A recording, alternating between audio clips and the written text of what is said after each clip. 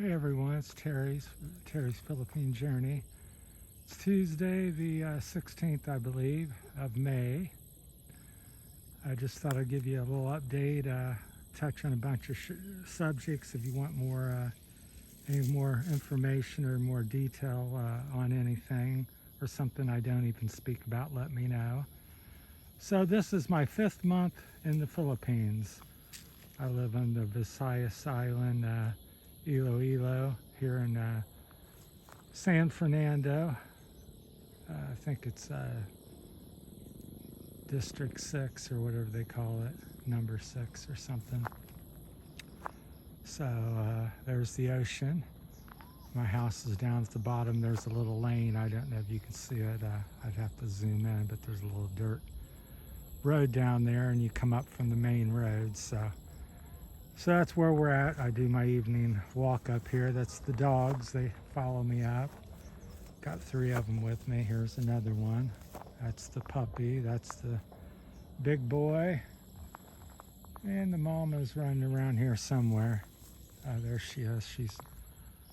I don't know if you can see her there. She's hunting there. So anyhow, continue to find a lot of things the same. I'll probably jump around a lot. So like I said, if you have anything you want to talk about, marriage, dating, how to meet somebody here, anything like that, how to get someone from here to wherever you're at. I know a little bit about that because I've done that. Dated, been married, and went through the process of the K1 visa. I'll just walk around here and turn around and show you some of the beautiful scenery while we talk. What I'm finding here, I find people are very friendly. Everywhere I go, pretty much, especially the children, they really reach out to you and extra friendly, try to socialize with you. I think a lot of people here are afraid to speak to you much because their English is not as good. That's what I'm told or hear, or that's my opinion. So it's a little hard sometimes to strike up a conversation or friendship, even though people want to speak with you and hang out with you when you can't communicate too well. I think they're a little shy. They're more shy than I am. That's the little lane down there. So that's one of the islands. They made a little land bridge to it, so you can walk over there. So I often do. That's the port that goes over to Bacala, Negros Island. Back behind that island, you can see some shapes of some mountains, or almost looks like clouds. That's that's Negros Island. So it just looks like a picture, like there's clouds or mist rolling in off something, but that's the actual backdrop of the island there, beyond that island out there. So expenses here, for me, I don't have a house payment. I pay a little bit, food and like half on the electricity, and do some stuff I share with the grandkids. We helped build the house as well, so I'm living there. So my bills seem to be pretty consistent, $600 to $800 a month. You can guess that over to peso. I think that'd probably be 40,000 pesos, 30 to 40,000 pesos a month. Go out to eat 3 or 4 times a week, 2 to 3 on average. Take a little mini trip somewhere locally and see something, again, 2 or 3 days a week.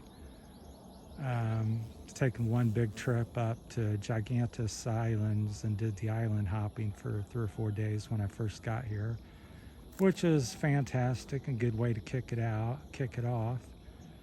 So I think I spent between 8,000 and 10,000 pesos, so just under $200 on that trip for about a 4-day vacation. So yeah, things are relatively cheap over here in comparison to America, which is where I come from, Ohio. So things are affordable for the most part. Now, you can certainly spend your money if you're not careful. There are things that are expensive. Now, where I live here in the province, it's very rural, and Internet is very poor because we live about a half mile up this lane on the edge of the mountain here. So that's very poor, so I struggle to upload videos and do much on the internet. It's here and there, works half the time or something like that seems to be, and then the time it does work, it's very slow.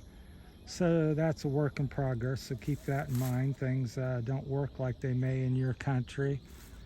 So here in the Philippines, it's pretty laid back. The government and dealing with them and things like that, a lot of red tape. So it's like I bought a motorcycle, which I've mentioned before. So I went down, purchased a Rusi brand new motorcycle from the dealership here in Barotac, Viejo. I know I didn't say that correctly, but which is a nearby barangay, or it's where I live. I get things mixed up. There's so many different names for stuff. So it's next town down from me, and paid cash for it. Signed up, took it, and they said then it takes 3 to 5 months approximately to get your registration. So basically, if you want to ride it, you're illegal because you can't get a plate and you have no proof it's yours. Basically, you have a little receipt, but you aren't able to plate it. And then I went to check on motorcycle license, and more of the same thing. Had to fly, supposed to fly to Bacolod, 30 days for to take got to take a little test, a beginner's test. Another 30 days, come back and do this, and so forth. And probably going to take me 2-3 months to accomplish that, even though I'm licensed a motorcycle operator in America, and my license is up to date, just renewed it all before I came. I still got to go through all these hoops and extra red tape, which seems kind of silly, and all this time. So essentially, I guess my gripe is got a motorcycle, can't register it, can't license it, and I'm sitting around here for up to nearly 6 months, half the year. But like most of the people, or not most of the people, but a lot of the locals, they tend to do what they do. So I'm doing what I do as well. So I'm not letting it set. I am riding around, and you just take your chances. So, but like I said, I'm out here in the country. A lot of my riding is on the dirt trail or road, and I just hit the main highway to get someplace close, and I don't travel too far. So that's that. Clothing, if you're very big, like a size 11, 12 in shoe, certainly once you go to 12 and up, you will find very little to nothing here. Maybe if you go to Manila or some of the big cities, over in Cebu, Dumaguete, you might get something. But I went to Iloilo here, which is one of the big cities on this island, and I really couldn't find anything there. I think they stop around 45, 46 European size. So bring plenty of shoes is my suggestion.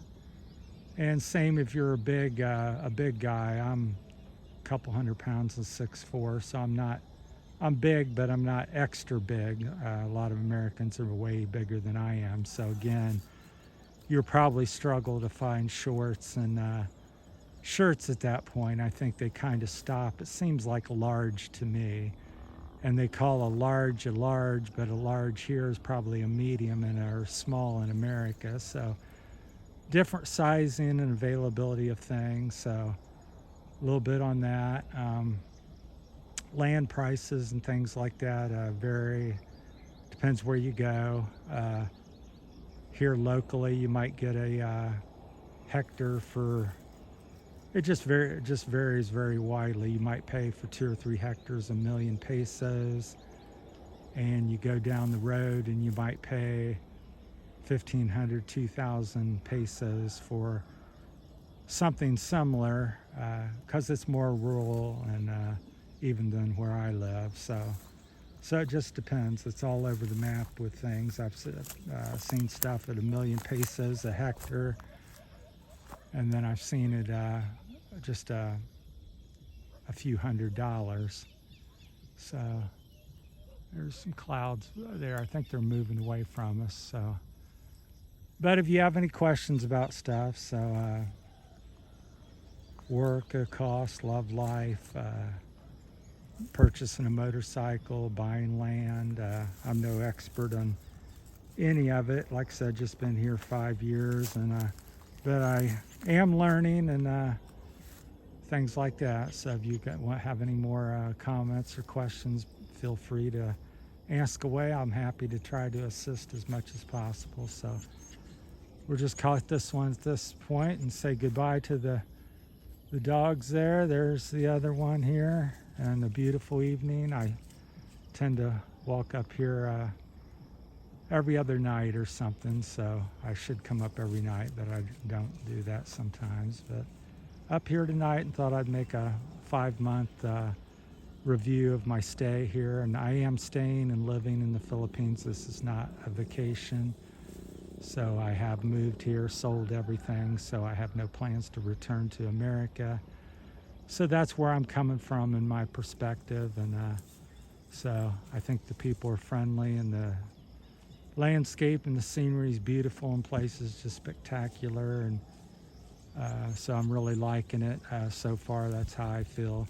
A little lonely in meeting people that are active, still trying to do that. Lots of people to talk to and sit and have a cup of coffee with, but if you want to jog or you want to hike or you want to motorcycle a lot, there's not a lot of people with free time or seems to be doing that. Most people are busy working and this and that. So that's kind of my issue. I'm very active and like to get out, and so at least that's locally. Now in a big city that may different. There may be a lot more people to choose from around here. There's just a few hundred people locally, and then there's more than that as you go out. There's, I'm sure, thousands, but